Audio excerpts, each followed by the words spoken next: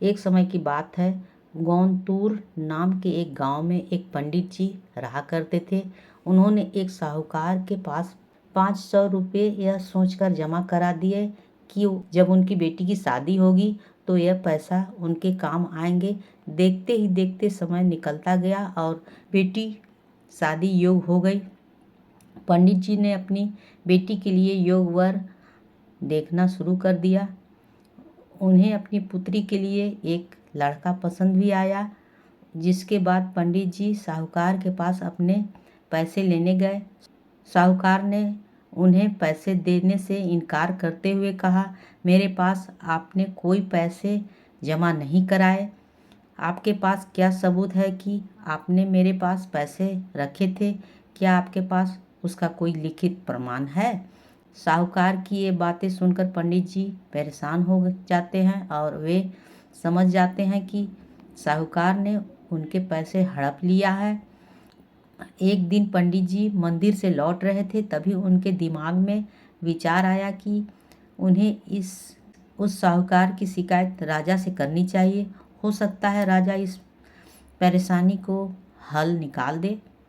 पंडित जी बिना देर किए राजा से मिलने के लिए पहुंच गए और वहां जाकर उन्होंने अपनी परेशानी राजा के सामने रख दी। पंडित जी की बात सुनकर राजा ने कहा कि कल नगर के लिए हमारी सवारी निकलेगी। तुम उस समय उस साहूकार की दुकान के सामने जाकर खड़े हो जाना। राजा की बात सुनकर पंडित जी अपना झोला उठाकर घर को निकल गए। अगले दिन राजा की सवारी निकली। नगरवासियों ने उन्हें फूल की माला पहनाई एवं आरती उतारी। पंडित जी राजा के कहे अनुसार उस दुकान के सामने खड़े हो गए।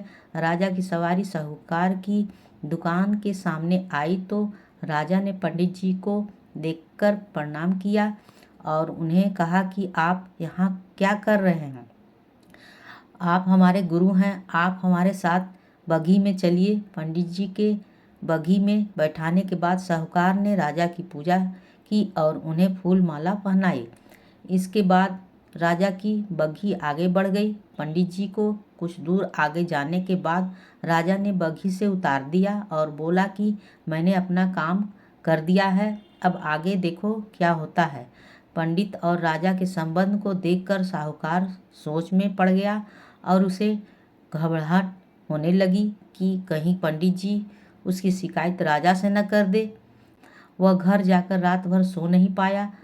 सुबह दुकान पर जाकर सबसे पहले साहूकार ने अपने मुनीब को पंडित जी को सम्मान दुकान में लाने के लिए कहा। मुनीब पंडित जी को ढूंढने निकल गया। कुछ देर बाद पंडित जी उसे नगर में एक पेड़ की छांव में आराम करते हुए नजर आए। मुनीब ने पंडित जी को कहा कि साहूकार ने उनको दुकान पे लेकर आने के लिए भेजा है। मुनीब पंडित जी को सम्मान के साथ दुकान ले जाता है।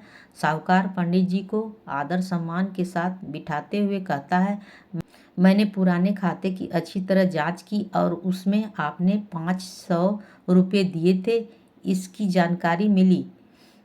यह पैसा पीछे 10 सालों से मेरे पास जमा है, जिस वजह से इसका ब्याज मिलाकर यह 12,500 रुपये हो गए हैं।